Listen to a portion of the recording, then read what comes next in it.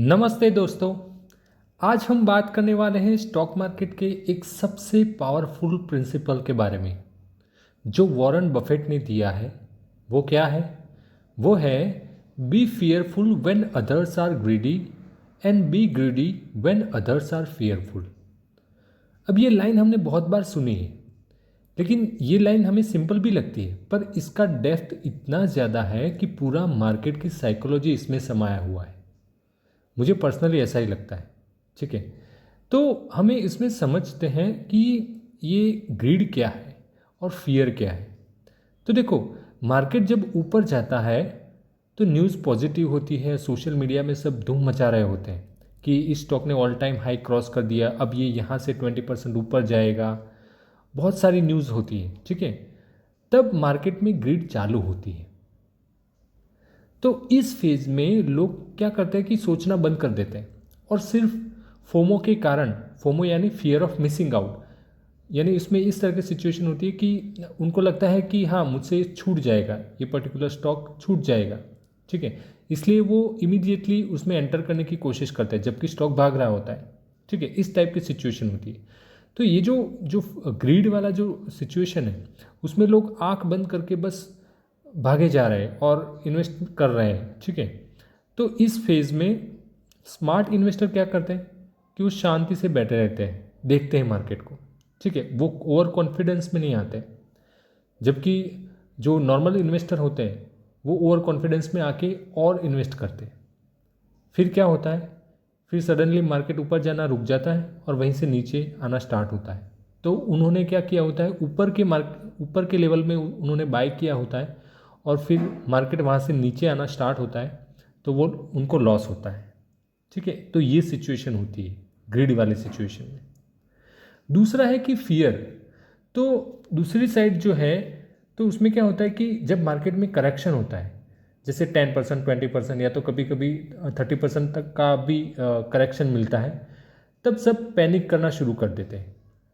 तो और न्यूज़ भी नेगेटिव चलती है, कुछ ना कुछ ऐसी न्यूज़ पूरे वर्ल्ड ओवर, मतलब कुछ ना कुछ, कहीं पर वॉर चल रहा है, कहीं पर कुछ मॉनेटरी पॉलिसी में कुछ चेंजेस हैं। ठीक है, तो या तो कोई पर्टिकुलर जो सेक्टर है वो डाउन पड़ा है, तो उसके कारण भी मार्केट करेक्ट करता है। तो ये सारे बहुत सारे रीजंस होते हैं। तो ये रीजंस के कारण क्या होता है कि लोगों को डर लगना शुरू हो जाता है। तो ये क्या है कि पैनिक मोड है, लोग पैनिक कर जाते हैं। तो ये जो सिचुएशन है, उस टाइम ऐसा लगता है कि अब मार्केट ख़त्म हो जाएगा। ठीक है, तो ये जो जोन है वो फियर का जोन है।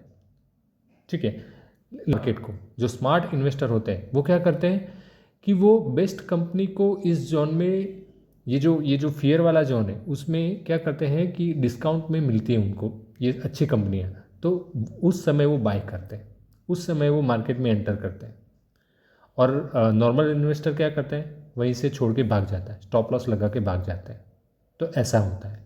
लेकिन अच्छी कंपनी पे, वो फंडामेंटली अच्छी हो, उसका ग्रोथ पोटेंशियल हो आने वाले टाइम में, तो ऐसी कंपनी पे हमें नज़र रखनी चाहिए। और उसमें जब वो डिस्काउंट प्राइस पे अगर मिलती है तो उसमें पोजीशन बनानी चाहिए। तो इस टाइप का उनका माइंडसेट होता है जो स्मार्ट इन्वेस्टर होते हैं उनका। ठीक है, तो ये है ग्रीड एंड फियर। ठीक है, तो वॉरेन बफेट जी यही कहना चाहते हैं कि उनका जो फियर एंड ग्रीड वाला जो सिचुएशन है उसमें हमें संभलना चाहिए, उसमें हमें अच्छे से स्टॉक को एनालाइज करना चाहिए और जो अच्छे स्टॉक उसी में ही हमें रहना चाहिए। और जो फियर वाला सिचुएशन है उसमें तो हमें कम्प्लीटली, जो भी ऐसी कंपनी है कि जो मार्केट में आगे जाके वो उसमें ग्रोथ पोटेंशियल है, उसका फंडामेंटल्स अच्छे हैं। ठीक है, तो उस पर हमें नज़र रखनी चाहिए, है ना। और ख़ास करके जो फियर वाला, जो ग्रिड वाला जब सिचुएशन होता है उस टाइम पे हमें जो कंटिन्यूसली स्टॉक ऊपर जाता है, अपर सर्किट लगाते हैं, उन सारे स्टॉक से हमें बचना चाहिए। ठीक है, तो ये उनका कहना है, ये जो उन्होंने बताया है उसमें। ठीक है, तो ये हम समझ सकते हैं इस तरह से। तो अभी देखिए कि वॉरेन बफेट का एक सिंपल लॉजिक है कि जब सब एक्साइटेड होते हैं तो हमें, हमारा माइंड जो है कूल रखना चाहिए, हमें कूल माइंडेड रहना चाहिए। जब सब पैनिक में हो तो आपको क्या करना चाहिए कि लॉजिकली सोचना चाहिए। ठीक है। तो क्या है कि उनका मतलब ये है कि मार्केट का बिगेस्ट जो एज है ना, वो कोई स्ट्रेटेजी नहीं है, वो माइंडसेट है। और सबसे बड़ा पैसा तब बनता है जब आप इमोशनल नहीं होते हो। और जनरली हमारे सारे डिसीजंस मार्केट में जो होते हैं वो सारे इमोशनल्स होते हैं। इसलिए नॉर्मल इन्वेस्टर फंस जाता है और जो स्मार्ट इन्वेस्टर है वो पैसा बनाता है। ये सिंपल सा फंडा है, ठीक है।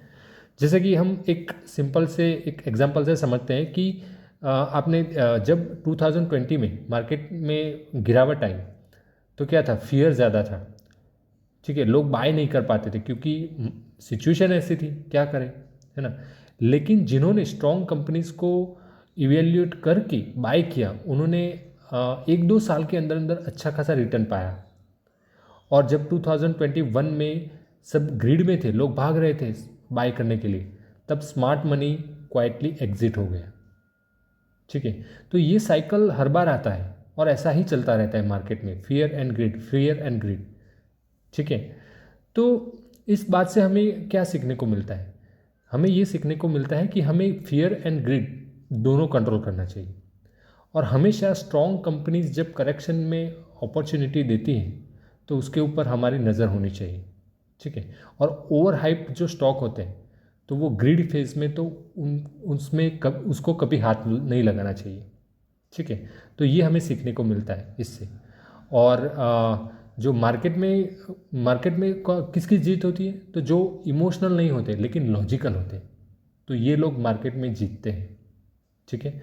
तो दोस्तों, अगर ये माइंडसेट समझ आता है आपको, तो आप मार्केट का जो व्यू है, आपका जो मार्केट का जो आपका व्यू है वो एक लेवल से ऊपर हो जाता है, यानी आपका नेक्स्ट लेवल मार्केट का व्यू हो जाता है। और तो यही हमें चाहिए मार्केट में, ठीक है। तो दोस्तों, आज के वीडियो में बस इतना ही मैं यही शेयर करना चाहता था। आई होप कि आपको समझ आया होगा, ठीक है।